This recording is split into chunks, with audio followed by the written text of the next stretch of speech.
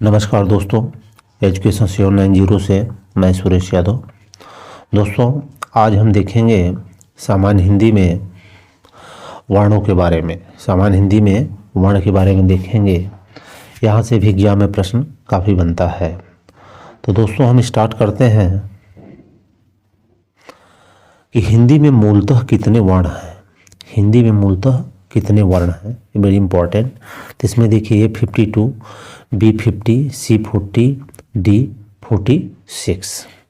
तो हिंदी में जब मूलतः बोल दिया जाए तो मूलतः तो हमारे क्या है कि 45 हैं और प्लस एक री जब जुड़ जाता है तो 46 हो जाते हैं। कौन सा जुड़ जाता है?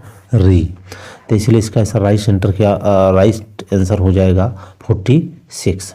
हिंदी मूलतः कितने वर्ण होते हैं? यह होते हैं 46। अब नेक्स्ट देखिए, स्वर किसे कहते हैं। स्वर किसे कहते हैं? तो ए है जिनका उच्चारण लघु गुरु में होता है। बी में है जिनका उच्चारण बिना अवरोध अथवा विघ्न बाधा के होता है। सी जिनका उच्चारण स्वरों की सहायता से होता है। और डी है जिनका उच्चारण नाक और मुंह से होता है। तो देखिए इसमें राइट आंसर बी हो जाएगा कि जिनका उच्चारण बिना किसी अवरोध अथवा विघ्न बाधा के होता है। जैसे अ से लेकर के अव तक, अ से लेकर अव तक को क्या कहा जाता है? स्वर कहते हैं। और अयोगवाह स्वर कौन से होते हैं?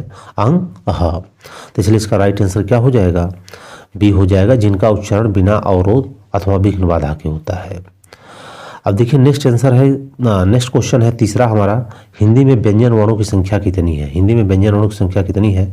तो A28, B30, C33 और D35। तो व्यंजन वर्णों की संख्या हमारी कितनी है? 33 है। इसको आप याद रखिएगा। नेक्स्ट देखिए, अंतस्थ व्यंजन क्या है? अंतस्थ व्यंजन क्या है? तो अंतस्थ व्यंजन हमारे हो जाते हैं य, र, ल, व। कौन से हैं? य, र, ल, व। ये सब जस्ट ऐसे याद रख लेना क्योंकि यहाँ से प्रश्न काफ़ी बनता है। नेक्स्ट क्वेश्चन है, छ, त्र, ज्ञ की गणना स्वतंत्र वर्णों में नहीं होती क्योंकि? तो ये जानते हैं कि ये संयुक्त व्यंजन है, इनका प्रयोग केवल दशम शब्दों में ही होता है। ये व्यंजन अर्थ स्वर माने गए हैं, ये पूर्णतः स्वतंत्र व्यंजन है। तो संयुक्त व्यंजन है। जैसे क प्लस स, तो ये क्या हो जाता है? ये हो जाता है आपका छ का। त्र का हो जाता है त प्लस र, आधा त आधा र। फिर ज्ञ में ज प्लस इया। तो ये क्या हो जाते हैं? संयुक्त व्यंजन हो जाते हैं क्योंकि ये दो के योग से बने हैं। ये दो के योग से बने हैं, तो याद रखिएगा। अब नेक्स्ट देखिए हो जाता है हमारा छठा क्वेश्चन, निम्नलिखित में से एक स्पर्श व्यंजन है।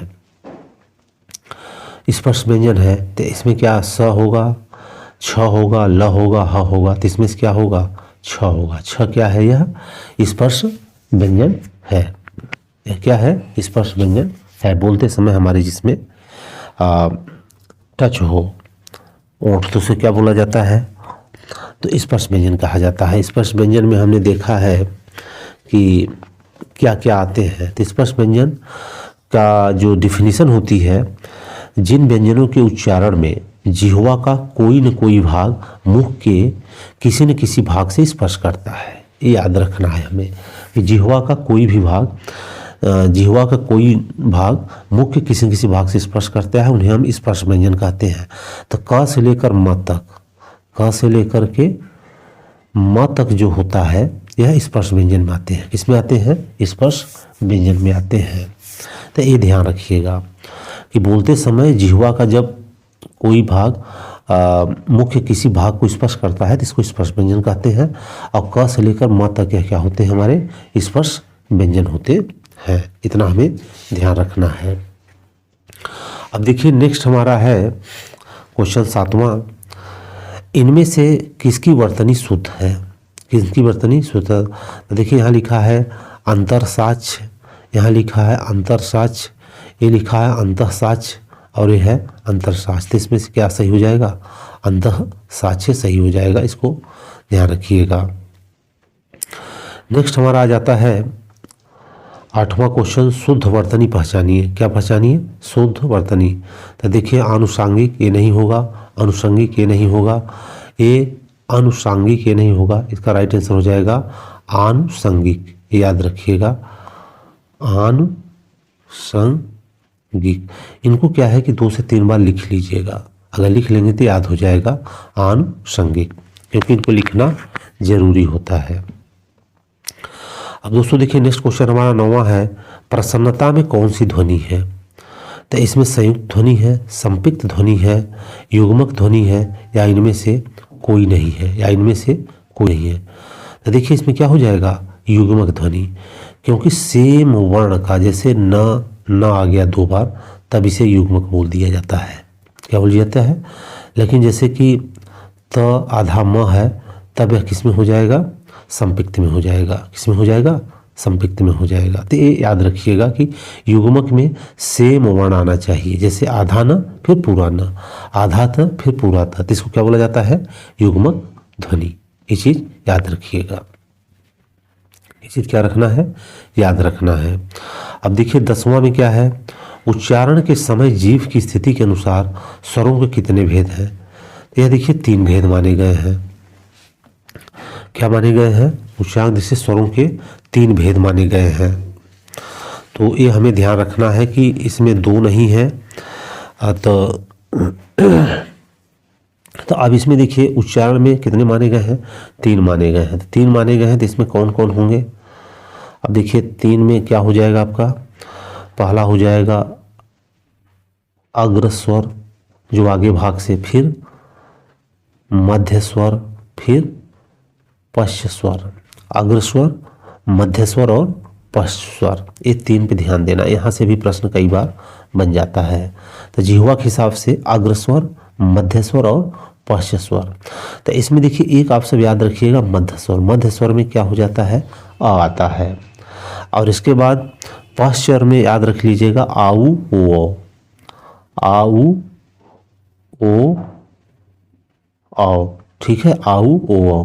तो इससे आपको अग्र वाला जो बच रहे हैं स्वर उनको रख दीजिएगा। तो याद रखिएगा कि मध्य स्वर में आ आता है, और पश्च में क्या आ जाएगा, आ उ ओ औ, आ उ ओ औ। ये याद रखिएगा। तो इससे आपको ये ध्यान रहेगा कि जो है, क्योंकि प्रश्न यहाँ से भी बनता है कि मध्य स्वर कौन सा है, तो 4 विकल्प रहेंगे। फिर पश्च स्वर का पूछ लेगा, अग्र स्वर। तो इसमें एक मध्य स्वर अगर आपको याद है कि अ होगा, और पश्च स्वर को याद कर लीजिए कि आ उ ओ औ, आऊ ओ औ। तो इससे आप अग्र स्वर का पता कर लेंगे। दोस्तों हम नेक्स्ट देखते हैं कि इसमें शुद्ध वर्तनी क्या है। शुद्ध वर्तनी क्या है? तो देखिए ज्योत्सना, ये देख ही रहे हैं सही नहीं लिखा है। इसमें देखिए ज्योत्सना, इसमें देखिए आधा स होना चाहिए, नहीं है ये ज्योत्सना, ये भी नहीं। तो इसमें राइट क्या हो जाएगा, ज्योत्सना, मतलब आधा ज य ओ की मात्रा, आधा त, आधा स और फिर ना। तो ज्योत्सना, ये याद रखिएगा कि ज्योत्सना ऐसे लिखा जाता है। नेक्स्ट हमारा 12वां नंबर है शुद्ध वर्तनी। तो शुद्ध वर्तनी में देख लीजिए किसमें क्या हो जाएगा, आजीविका, आजीविका। इनको 2 से 3 बार लिख लीजिएगा जिससे दिमाग में बैठ जाएगा, आजीविका। नेक्स्ट हमारा है 13वां नंबर, इनमें से किस शब्द की वर्तनी अशुद्ध है?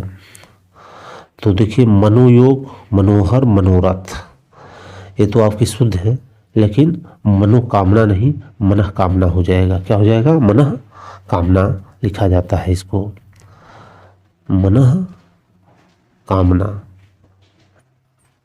तो यह मतलब अशुद्ध है, इस हिसाब से इसको क्या लिखा जाता है, मनः कामना। अब नेक्स्ट हम देखते हैं 14 नंबर क्वेश्चन, संबल में कौन सी ध्वनि है? संबल में कौन सी ध्वनि है? तो देखिए संबल में क्या ध्वनि हो जाएगी, संपिक्त ध्वनि। कौन सी ध्वनि हो जाएगी, संपिक्त ध्वनि। युग्मक में बताए थे कि सेम वर्ण एक आधा होगा, पूरा होगा। संयुक्त में जैसे आधा का आधा स, ये संयुक्त ध्वनि हो जाएगा। लेकिन जैसे आधा त और आधा म अलग अलग वर्ण में हो जाएंगे, तो यहाँ पे क्या हो जाएगा, संपिक्त। तो देखिए यहाँ पे म है और ब है, तो क्या हो जाएगा, संपिक्त ध्वनि हो जाएगी। क्या हो जाएगी, संपिक्त ध्वनि। ये याद रखिएगा कि संपिक्त क्या होता है, युग्मक क्या होता है, संयुक्त क्या होता है। तो संयुक्त में आधा त और आधा म है इसलिए संपिक्त हो गया, लेकिन आधा तो अपूरा तो होता तभी क्या हो जाता, युग्मक हो जाता। नेक्स्ट देखिए दोस्तों 15वां नंबर है, कौन सा शब्द सही है, कौन सा शब्द सही है। तो देखो पूजनी, पूज्य क्यों लिखा है तब तो सही है, लेकिन नी लग गया तो यहाँ पे ये गलत हो गया। फिर देखिए पूजनी में छोटा उ की मात्रा लग गया, ये भी गलत हो गया। यहाँ देखिए पूजनीय, तो यहाँ पे देखिए इन्होंने क्या किया, बड़ा उ की मात्रा लगा करके न में छोटा ई की मात्रा लगा दिया, तो गलत हो गया। तो राइट आंसर क्या हो जाएगा, पूजनीय, प में बड़ा उ की मात्रा और न में बड़ी की मात्रा, तो पूजनीय सही है। या फिर जो है पूज्य लिखा जाए तो भी सही होगा, तो इसलिए पूजनीय यहाँ सही हो जाएगा। 16वां देखिए कौन सा शब्द सही है। तो इसमें देखिए पहला है व्यक्तिक, फिर दूसरा है ऐक्तिक, तीसरा है वैयक्तिक और व्यक्तिक। तो इसमें देखिए जो ए है सही है, इसको 2 से 3 बार लिख लीजिएगा, वैयक्तिक। इनका एक ही रास्ता है कि इसमें सही वाला देखिए और उसको 2 से 3 बार लिख लीजिए, ये दिमाग में बैठ जाएगा। नेक्स्ट क्वेश्चन है 17, निम्नलिखित में से किसकी वर्तनी शुद्ध है। तो किसी वर्तनी शुद्ध है, तो देखिए ये सही नहीं है, परार्थ, ये है चरण, ये भी सही नहीं है, ये पूजनीय, ये भी सही नहीं है। तो शुद्ध क्या हो जाएगा, अनुग्रहित। दोस्तों इसको याद रखना, ये कई बार एग्जाम में पूछा जा चुका है, अनुग्रहित लिख देता है, तो इसको ध्यान देना कि अनुग्रहित नहीं होता। इसको कई बार क्या करता है कि वह लिख देता है एग्जाम में अनुग्रहित, तो ये गलत होता है, यह गलत होता है, इसलिए ध्यान देना इसको अनुग्रहित। अनुग्रहित मतलब इसमें अनु और ग के नीचे ए वाला र लगेगा और ह में बड़ी की मात्रा होगी, तो क्या हो जाएगा, सही हो जाएगा। तो इसलिए इसको याद रखना, अनुग्रहित। नेक्स्ट देखिए हमारा आ रहा है 18वां क्वेश्चन। इसमें है कि शुद्ध वर्तनी, शुद्ध वर्तनी में देखिए इसमें इच्छा, इच्छा, इच्छा और इच्छा, ये देख रहे हैं। तो इसमें 2 कन्फ्यूजिंग होगा, एक कि बड़ी की मात्रा लगाएं कि ये, तो इसमें छोटी की मात्रा लगेगा, इसलिए इच्छा ये सही होगा, इसको याद रखिएगा। ये सब 1 से 2 बार लिख लीजिएगा, याद रहेगा। अब देखिए नेक्स्ट 19 नंबर क्वेश्चन, शुद्ध वर्तनी। तो देखिए यहाँ इंकार, इंकार, इनकार, तो यहाँ पे देखिए पूरा न लिख दिया है, तो ये सही होगा क्योंकि इसमें ई आधा न, क वा की मात्रा र, तो इनकार हो जाएगा। देखिए नेक्स्ट क्वेश्चन है 20 नंबर, हिंदी वर्णमाला के अंतिम पंचम अक्षरों का उच्चारण स्थान क्या है। तो अंतिम अक्षर मतलब जैसे जो बोलते हैं ना कि अंग, या, न, अण, ते सब जो है इसको पंचमाक्षर बोला जाता है। तो यह अनुनासिक होते हैं, क्या होते हैं, अनुनासिक होते हैं, इसको याद रखिएगा। क्या होता है, यह अनुनासिक होता है। 21 क्वेश्चन में हम देख लेते हैं, इनमें से किस शब्द की वर्तनी शुद्ध है। तो देखो उपरोक्त यह सही है नहीं, उपरयुक्त यह भी सही नहीं है, यहाँ बड़ा की मात्रा लगी है, यह भी नहीं सही है, तो यही हमारा सही होगा, उपरयुक्त। क्या हो जाएगा, उपरयुक्त। अब देखिए नेक्स्ट क्वेश्चन हमारा है, नेक्स्ट क्वेश्चन हमारा है, औदार्य की तरह व्यवहार को कौन सा शब्द ठीक है। तो व्यवहार्य, व्यवहारी और व्यवहारिक, तो इसमें देखिए व्यवहार्य हो जाएगा। क्या हो जाएगा, व्यवहार्य, क्योंकि यह भी सही था लेकिन इसमें अ की मात्रा है इसलिए सही नहीं है। यहाँ पे क्या हो जाएगा, आ की मात्रा, तो व्यवहार्य, व्यवहार्य, क्या हो जाएगा, व्यवहार्य, यह ध्यान रखिएगा। अब नेक्स्ट देखिए 23 नंबर है, निम्नलिखित में से किस शब्द की वर्तनी शुद्ध है, किस शब्द की वर्तनी अशुद्ध है।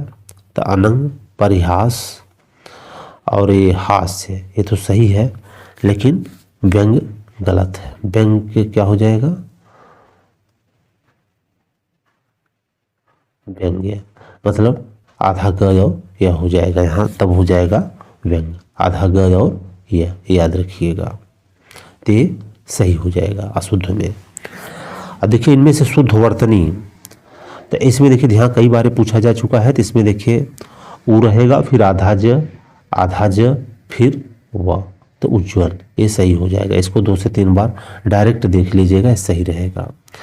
अब देखिए नेक्स्ट है 25 में शुद्ध वर्तनी पहचानिए। तो दोस्तों देखिए इसमें यह एग्जाम में कई बार पूछा जा चुका है। यह शुद्ध है, कवियत्री नहीं होता है। यहाँ पे देखिए कवियत्री नहीं होता है, इसका शुद्ध होता है कवयित्री। न जाने कितनी बार एग्जाम में पूछा गया, इसको ध्यान रखना। कवयित्री, इसको कई बार लिख लेना, इससे पूरा दिमाग में बैठ जाएगा। तो दोस्तों आज के लिए बस इतना ही, फिर हम मिलेंगे नेक्स्ट हिंदी के वीडियो के साथ। तो दोस्तों अगर ये आपको अच्छा लगा है तो वीडियो को लाइक करिएगा और हमारे चैनल को और सब्सक्राइब करिएगा। और हमारे चैनल पे ऑलरेडी हिस्ट्री, ज्योग्राफी के वीडियो डले हैं, आप सब वहाँ जाइए देखिए, आपको वसीला मिलेगा। तो जय हिंद, जय भारत।